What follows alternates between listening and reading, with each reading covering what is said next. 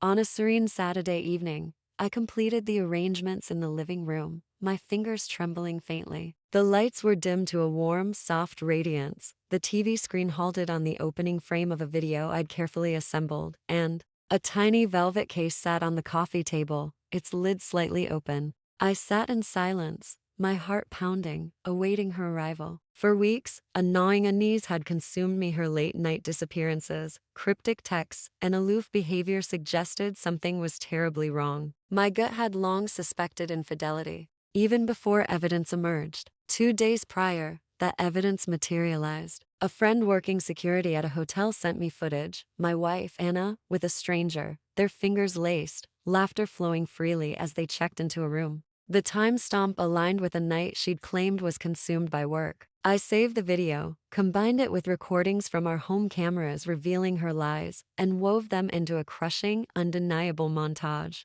As her keys rattled in the lock, I leaned back on the couch, bracing myself. She stepped inside, her face glowing with a strained smile, as if everything was fine. That smile faded when her eyes caught the TV, frozen on a shot of her and her lover sharing a kiss in a hotel lobby. Her gaze darted to me, then to the ring box, open like a raw wound. "What's going on?" she asked, her voice shaking. I remained silent, my hand reaching for the remote to start the video. The room filled with the sound of her happiness, not with me, but with him. Her lies, her embraces with him, her words about being finished with her husband played out. I focused on her face, not the screen, yearning for the moment her world fell apart. "No, no, it's not what it looks like," she stammered, shrinking back as if the footage burned her. Her shaking hands reached for the box. Inside lay the wedding band she'd left on the bathroom counter weeks earlier, now snapped in two. Displayed in the open case for her to face,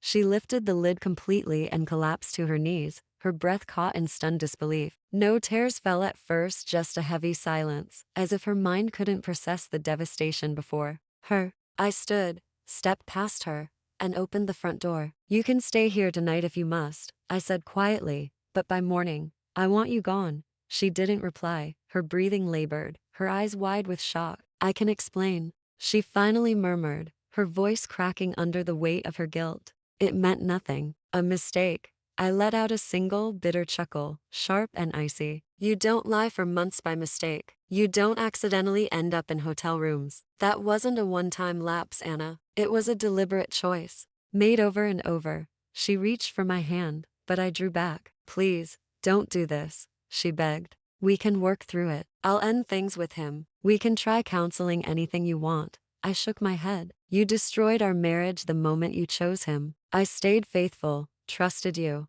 loved you, and this is what you gave me in return." Her sobs broke free, raw and unrestrained, but I didn't move to comfort her. That night, I left to stay at a friend's house. When I returned the next morning, she was gone. Her clothes, her possessions all packed and removed. The ring box remained on the table, beside a note with just two words, "I'm sorry." But apologies couldn't heal betrayal. In the weeks that followed, I initiated divorce proceedings. She tried to reach out, phone calls, emails, even showing up at my workplace, but I ignored every attempt. I'd given her my heart, and she'd broken it without a second thought. I had nothing left to give her. Sometimes I still think of the moment she opened that box and saw the shattered ring, the silence before she crumpled. It was the sound of deceit unraveling, of truth breaking through. In that stillness, I found my freedom.